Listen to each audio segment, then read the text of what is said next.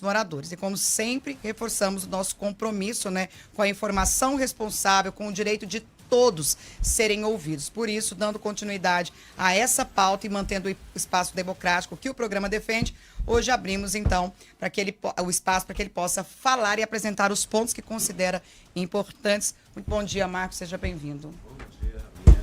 Bom dia, delegado Valdir, a todos os ouvintes. Primeiro, quero dizer que é um prazer estar aqui. Né? Como diz o famoso jargão, toda história tem 3 versões. Né? Sim. Então, hoje, pelo menos, a gente vai eliminar mais uma versão da história. É importante frisar que a CMCT, que inicialmente ela foi iniciada como comissão de moradores, ela nasceu de forma orgânica há 2 anos atrás no condomínio, depois de sucessivas situações de constrangimento de moradores, onde a gente começou a buscar algumas transparências. E a ideia inicial era ser um movimento orgânico. Logo quando a gente foi barrado em algumas assembleias, vocês não podem ser tratados como comissão de moradores. Então a gente se reorganizou há 1 ano atrás, nós montamos uma comissão, fizemos uma ata, fizemos o estatuto e hoje nós temos na nossa base de dados 550 moradores cadastrados que estão nessa luta. E virou um embate, na verdade, porque, na verdade, assim, é uma situação que a gente lamenta, porque quando eu tive a ideia, juntamente com meus amigos, de fazer essa comissão, a ideia era que sentássemos à mesa, junto com gestores do condomínio. Eu quero deixar claro que essa pessoa que veio aqui, que é o síndico, ele não é síndico de todo o condomínio, tá? Lá são 5 partes. A ideia nossa era sentar com cada uma dessas 5 partes, dessas 5 administrações, e ter um embate saudável em prol do condomínio. Só que a resistência dessas administrações, de algumas delas, pelo menos 3 delas, foi escalonando a situação de tal maneira que nós fomos obrigados a se organizar melhor e virou embate jurídico. Fomos processados, estamos sendo perseguidos, tem multas, tem muitas situações para a gente falar aqui hoje. E a ideia de nós vimos aqui é justamente trazer essa versão dos moradores, porque o síndico que veio aqui, eu tenho que falar isso, ele mentiu e omitiu muitas informações. Primeiro eu quero dizer assim, parabéns pela iniciativa, pelo espaço. E assim, uma situação que infelizmente que aconteceu em Caldas Novas, a gente tem que evitar que aconteça isso. Quantas Daianes vão precisar morrer para que o poder público pare de olhar para os condomínios como se a gente fosse apenas brigas de vizinhos? E a gente sabe que em Goiânia hoje tem 460 mil pessoas morando em condomínio fechado. Então a nossa ideia é tentar levantar essa bandeira também, tá? Não surfar na onda de um crime, mas não deixar que aquela morte daquela corretora seja em vão. Esse é o nosso propósito como comissão de moradores. Olha, eu fico pensando, delegado Valdir, ele é pré-candidato a deputado federal, e a gente pode se pensar, quando você voltar para a Câmara, pensar em criar um projeto nesse sentido, para mudar as leis condominiais. Eu não sei se o Congresso tem. Os moradores insatisfeitos estão comparecendo? Então, é importante frisar. Primeiro eu queria fazer rapidamente deixar clara uma situação, que a Comissão de Moradores do Condomínio Borges Bandeira, ela não foi criada para combater síndico. Inclusive tem síndicos lá que são amigos nossos, inclusive. Ela foi criada na seguinte situação. Além de moradores e síndico, a gente também já fez várias reuniões e benefícios aos moradores, tratando de assuntos que nem têm relação com o condomínio. A gente foi muito mais além do que isso. Mas tem uma coisa que irrita mais a gente que está na frente do movimento desse, é a omissão dos moradores. Mas a gente nota que há uma certa ridicularização que ocorreu ao longo dos anos de todo mundo que se opunha a essa administração.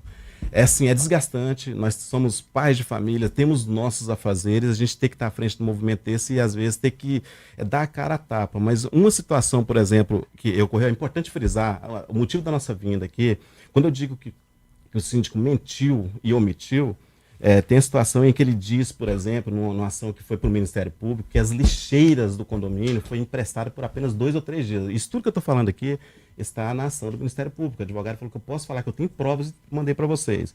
As lixeiras, elas foram... ele falou que de 2 ou 3 dias de empréstimo, mas na verdade elas foram descobertas com 28 dias que estavam lá. Ele lançou um vídeo naquele condomínio Viver Fama, falando: sextou no Viver Fama a aquisição de lixeira. O jornalista Loares, de uma outra emissora, foi fazer uma reportagem sobre a crise do lixo. O que aconteceu? Quando alguém colocou lá um comentário, falou: tem umas lixeiras aqui de um tal de residencial Brisa.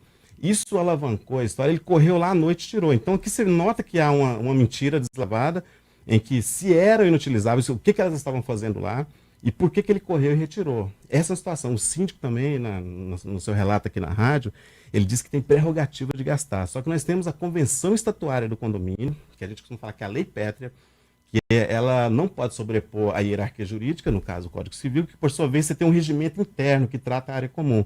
Os síndicos alguns deles usam como regimento interno, sobrepondo a hierarquia jurídica, e criam situações que infringem toda essa base jurídica. Então, a orientação da Comissão de Moradores, além de tudo, é orientar para os moradores saberem correr atrás dos seus direitos. Essa é uma briga, entre aspas, constante nossa, para que as pessoas se envolvam. Aí, respondendo essa pergunta, as assembleias, eu tenho situações claras lá de movimentação de milhões, orçamento anual de 2,5 milhões por ano, sendo decidido até esse movimento começar, com 18 pessoas. Então, a falta do envolvimento das pessoas, a omissão dos moradores, é que cria situações que a gente está vivendo hoje no condomínio. Sim. Então, a gente incentiva muito que os moradores devem comparecer às assembleias. As pessoas tendem a não dar muita atenção para aquela famosa previsão orçamentária ou o histórico de gasto do ano anterior. É o nosso bolso que está em jogo. Então, assim, tem várias situações. Por exemplo, o síndico falou aqui nessa tribuna, né, nessa mesa, que fecha as contas no azul.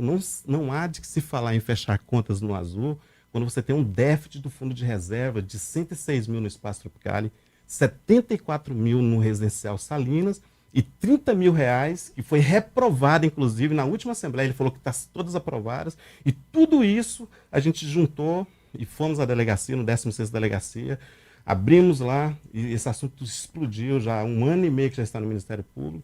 E nós moradores só resta esse pedido, esse apelo.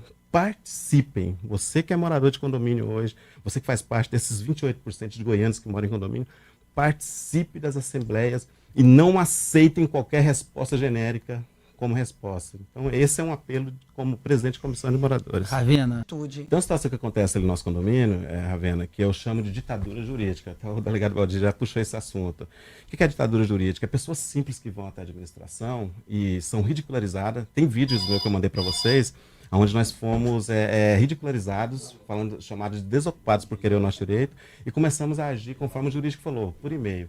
O que nós recebemos, está aqui comigo, é parecer jurídico deles legitimando o nosso pedido como morador de extrato da movimentação do fundo de reserva. Então, tudo isso levou a gente, assim, a gente precisa de chamar a atenção. Não pode acontecer isso. Eu, como morador, eu já tenho a prerrogativa do meu direito. Agora, imagina 550 moradores conosco. O que nós temos hoje é o jurídico trabalhando em favor do síndico e não do condomínio. O delegado Valdir levantou aqui, é muito bacana, no sentido de procurações. O grande problema, delegado Valdir, é que os moradores hoje que fazem investimento, que tem 15, 30 apartamentos lá, eles não sabem do que acontece. E isso gera uma situação muito complicada. O síndico ele é dono da bola e dono do jogo.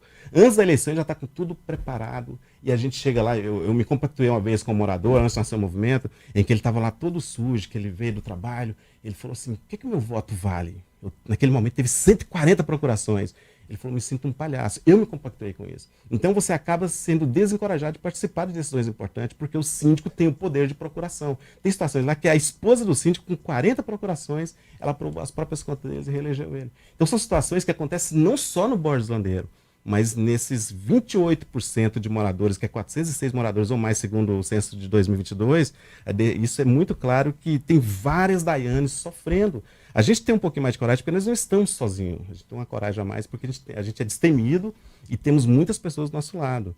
Então, assim, um apelo que a gente faz, moradores, não fiquem calados e não se curvem diante, por exemplo, de ditadura jurídica. É o que a gente tem. Eu tenho aqui, eu mandei para vocês, parecer jurídico na minha requisição de movimentação de fundo de reserva, porque houve um alerta de que estão mexendo no nosso fundo de reserva há anos.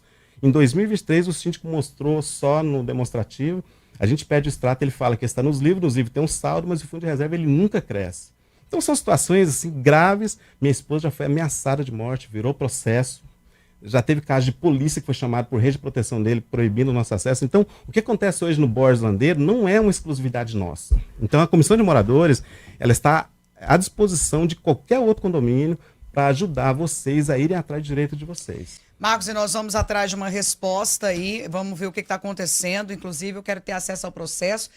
Fomos convidados, o jornalismo da Rádio Sucesso foi convidado a estar presente lá no Tropicali, no condomínio Borges Landeiro, até mesmo batendo um papo com alguns moradores. E a gente vai fazer isso mesmo, a gente vai bater em várias portas lá, eu vou conversar. Em março está organizado e a gente vai entender melhor e nós vamos acompanhar de perto para que realmente não termine em tragédia como em Caldas Novas. Muito obrigada. Conversamos Nada, aqui eu com que o Marcos, agradeço. presidente da Comissão de Moradores do Condomínio Tropicale Borges Landeira. Até a Obrigado, vocês próxima. estão convidadíssimos para estar lá. Inclusive tem uma feirinha de quinta-feira lá que é excelente, tá? Tá certo? Ok? Então, quinta-feira a gente aproveita e Um já vai. abraço. No Borges Landeiro? Borges Landeiro Tropicale no final da Perimetral. O O maior condomínio universitário de Goiânia. eu fui delegado na região noroeste, então ali fica a porta da região noroeste é o condomínio. Eu fui delegado 5 anos, então eu conheço muito bem. E muitos aquela região, moradores que conhecem. e já estive nessa feirinha, acho que por 2 oportunidades. Tem uma moradora lá que era amiga minha e que estive umas duas oportunidades numa festinha lá. Inclusive o vereador de Crixás, o Romário, trabalha contigo, ele é morador lá. Ah, o Romário tá. É verdade. Então ele tá passando por esse BO aí, não falou Olha nada lá. pra gente, não. Ele falou que vai falar contigo. Obrigado, gente. Obrigada, gente. Um Nós grande vamos abraço. visitar mesmo e vamos agora com